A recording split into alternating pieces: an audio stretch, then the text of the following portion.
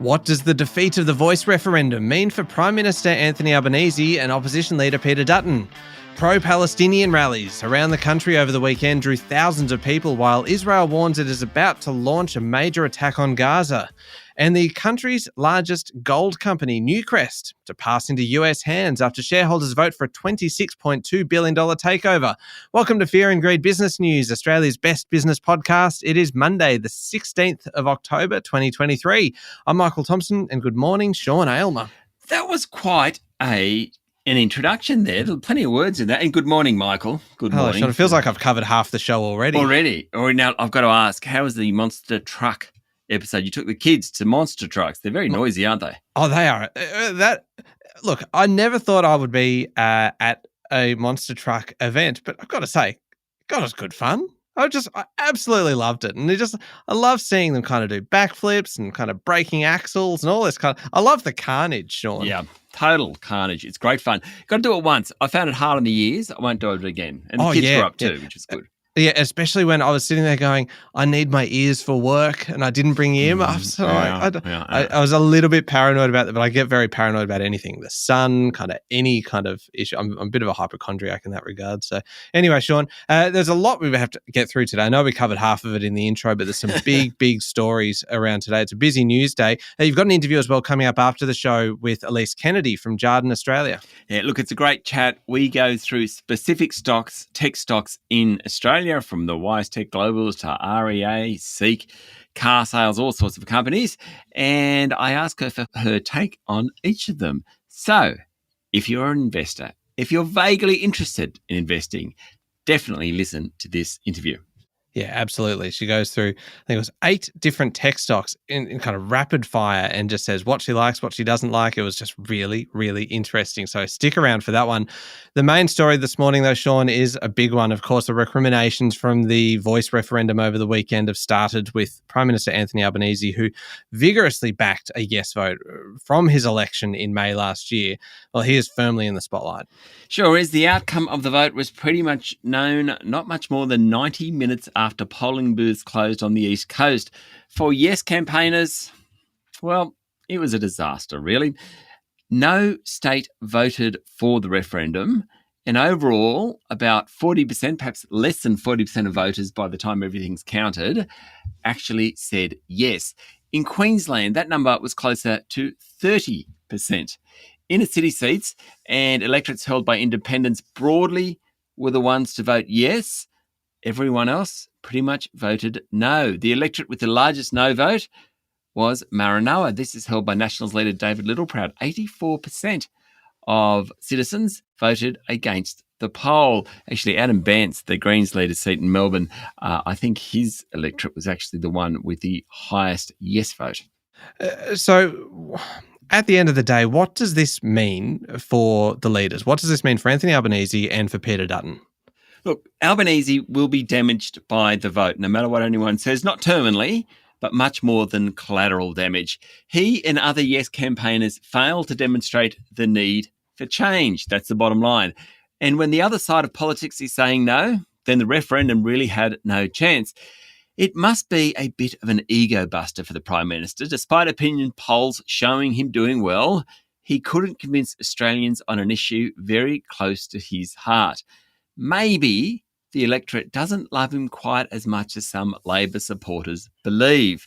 Opposition leader Peter Dutton will start this week with a spring in his step, and the victory, as some in the coalition are saying, will cement his place as leader of the party. But I dare say to the general population, Dutton hasn't coming out of this process looking like a leader as such. Probably the winner for now is Liberal Senator Jacinta Price. She's Indigenous and was one of the most effective no voices. She is the coalition spokesperson on Indigenous Australians. Now she has to actually develop some policies. That'll be hard work, not just for her, but for anyone in that position, having been so vocal about no. She now has to come out and provide some policies that improve the lives of First Nations people. And Sean, one more. What about all the state politicians who were pushing the voice? Because they were really quite vocal. Yeah, look, they were. They've pretty much taken the line that the electorate's spoken. They still want to push for reconciliation and improvement in the lives of Indigenous Australians. It'll just be really interesting how divisive the result proves. Ahead of the poll, there's lots of discussion about a failed referendum setting back Indigenous Australians and Indigenous affairs. Certainly there won't be another referendum for a generation or so.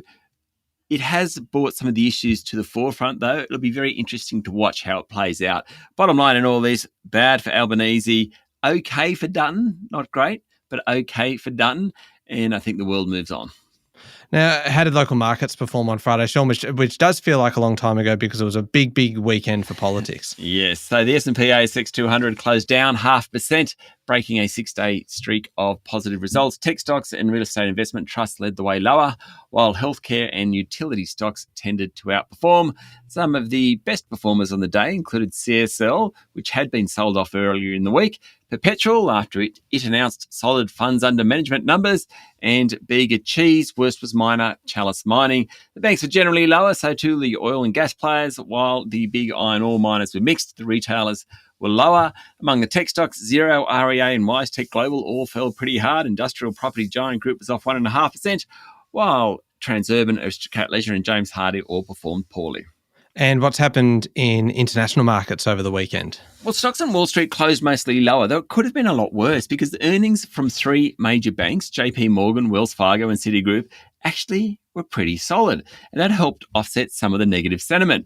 Oil was more than 5% higher over the weekend, rising towards $91 a barrel as concerns about the conflict between Israel and Hamas widening to include Iran flared. Gold surged more than 3%, back above $1,900 an ounce. US bond yields fell, while the Aussie dollar starts the week buying under 63 US cents. Okay, we'll be back in a moment with the rest of the day's business news.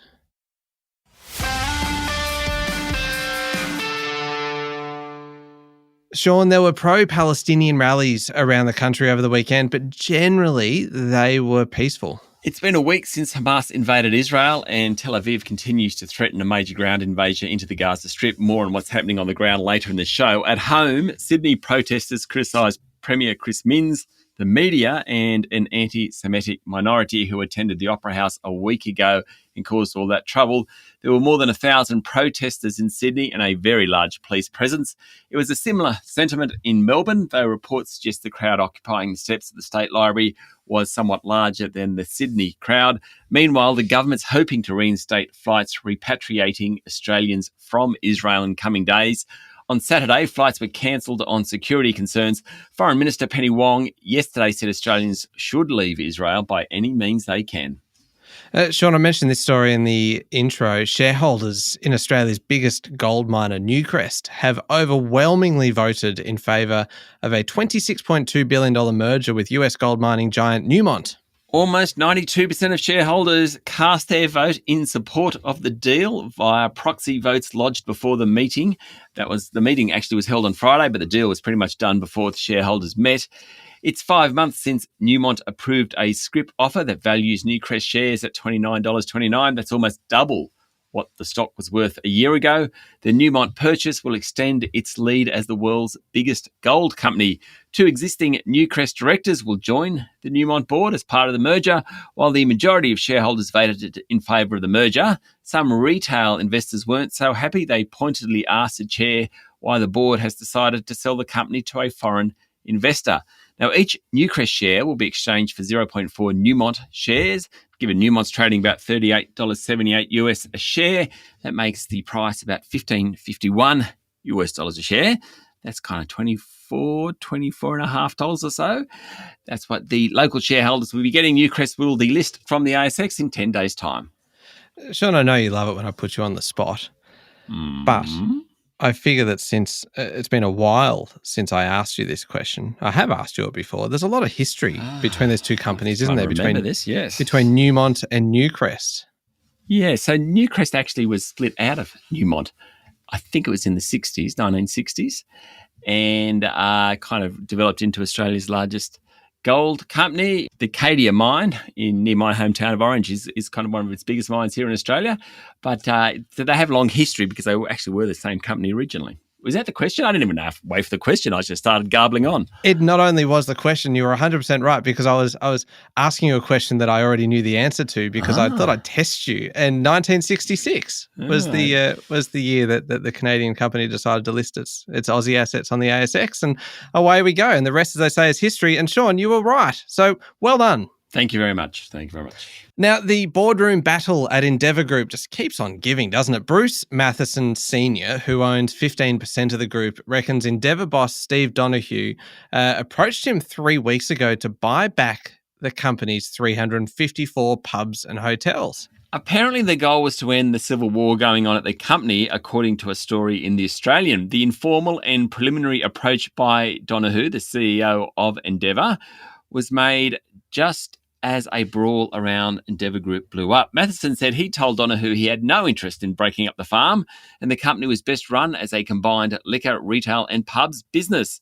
Matheson went on, and I quote, "Let me put it this way, you'd never sell them. This is just a disgrace that is just trying to hide how bad the business is. You don't sell your best assets." There you go. Speaking of battles, Sean, there's a decent battle going on at ASX-listed packaging group Pact, P-A-C-T. Now, Raphael Jaminder owns 50% of the company and he wants to take it private, but independent directors have told shareholders to reject his bid. Jaminder has offered 68 cents a share. An independent expert, Kroll Australia, has valued the shares at between $1.06 and $1.51. Hence, the independent committee unanimously recommended that Pact shareholders reject the offer from Jaminder's kin group because it's neither fair nor reasonable. The directors said the offer by Jaminder was opportunistic and kin group is attempting to increase its level of control over Pact without paying a customary premium. Pact shares closed at 72 cents on Friday. Local tech group Atlassian has agreed to acquire video messaging startup Loom for $975 million US. That's about 1.5 billion Aussie. That's its largest deal ever. Essentially, it's a bet that more professional collaboration and instruction will be done remotely. Loom lets users record videos from their computer screens and share them with co-workers. The product is used by companies for tasks like onboarding new employees, reviewing code, sharing feedback, explaining documents, and all-hands meetings, according to Bloomberg.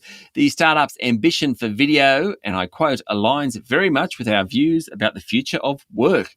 Atlassian co-chief executive officer Mike Cannon-Brook said. He added that work among employees on different schedules or in different time zones is a bigger and bigger deal all the time. Hey, Sean, if you were to think about the Fear and Greed team, who out of the Fear and Greed team do you think would love to get his hands on Loom to demonstrate things like onboarding employees and kind of sharing feedback and things? Look, I'm very confident it's not you. That's right. I'm very confident it's not Luke, our producer. Tremendous person, Luke. Works very hard behind the scenes, and it's definitely not me. Who's left? It could be Adam Lang. And you know what?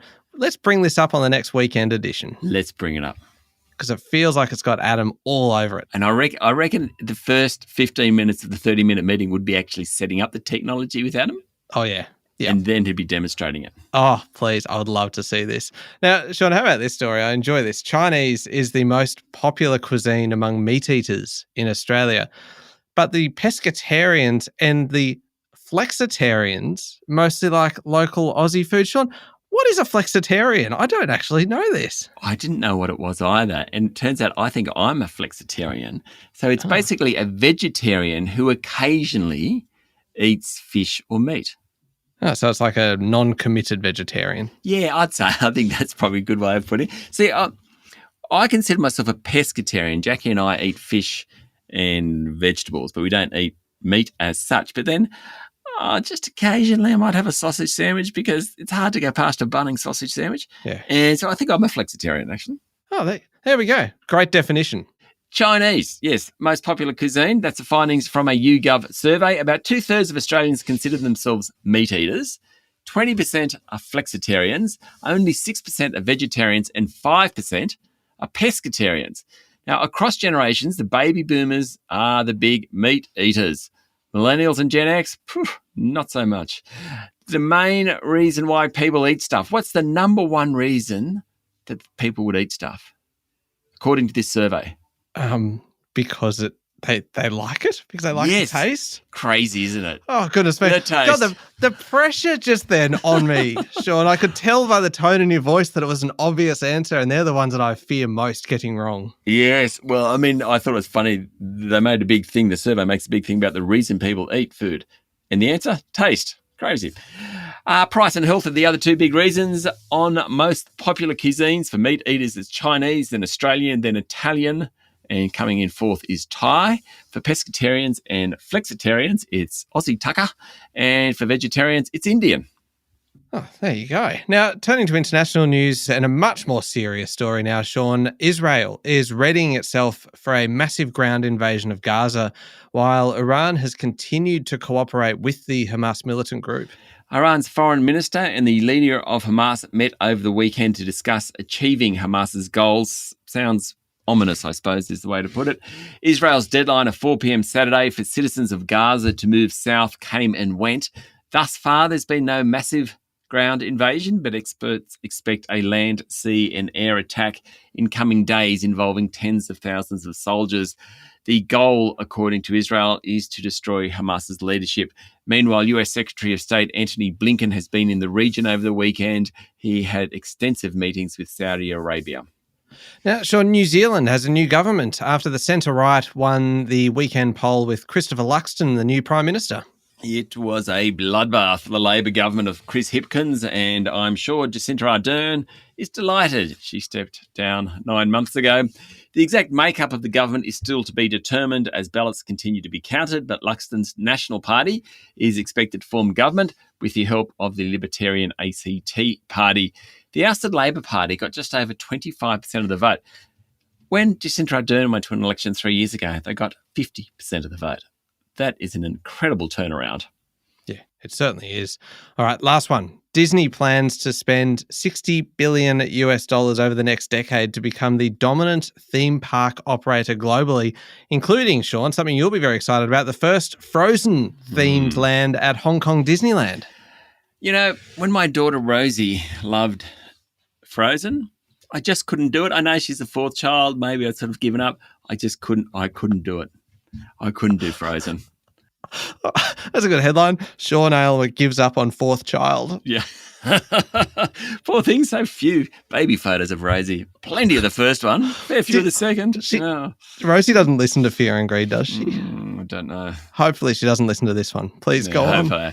So, of course, this new ride, or whatever they call it, is based on Frozen. Now, you mentioned $60 billion over the next decade. Disney's massive spending will include new rides, cruises, and other attractions. The company says it has more than 1,000 acres of land it could develop and wants to do more with some of its most popular characters, according to Bloomberg.